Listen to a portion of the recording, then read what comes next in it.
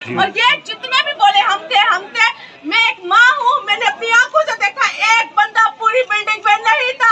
बच्चे चले मरे या इन्होंने खाए पिए मुझे नहीं पता।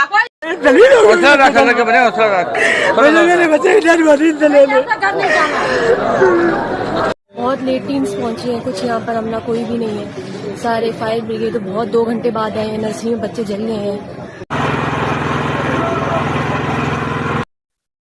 د پیمز هسپتال د واقعي نه خو به تاسو خبر یې که څوک نوي خبر نو د پیمز هسپتال د ماشومانو وارډ یا نرسري چې ورته وایي دا یو بیل سپریټ ځای دی په 3م چت باندې په کوم کې چې دا نیو بارن بیبیز چې کوم ماشومان پیدا شي هغه په دغه کې بیا د هغې یعنې نګراني کیږي تر څو د هغې حالت سټیبل شي او بیا کورونو ته ولېږلی شي.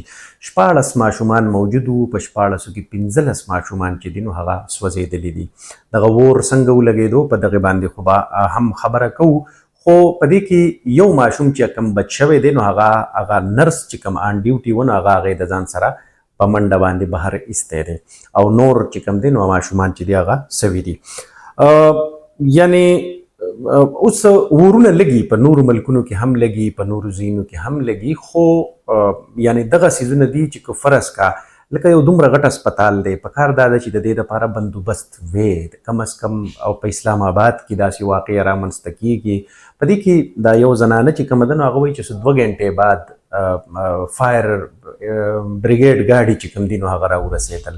نو دغه یو سوالیه نښه ده.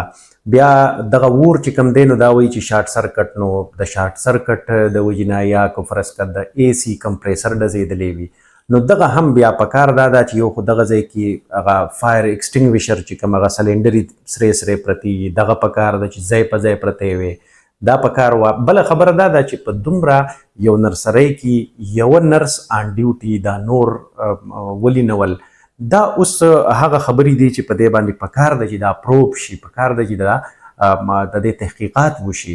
نیګلیجنس خامخا په داسې واقعاتو شاته پټ وي هغه برابر سیره کول غواړي. دې کې به نشانې عبرت چې کوم دی نو هغه جوړول غواړي چې د چا په انډ باندې نیګلیجنس دی یا چا په دې کې کوتاهي کړې ده.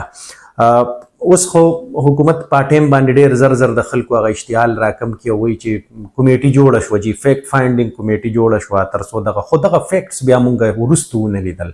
دا زمونږ د ملک المیه ده چې په دې کې بیا مونږ هر سړی به خپل پیټي بند بای بچ کوي او مونږ چېرته دا ونه لیدل چې ګنې په دې واقعه کې په دې کوتاهۍ باندې فلانې کس د نوکرۍ نه لرې کړی شو. د نوکرۍ نه لرې کېدل چې کوم دی دا زمونږ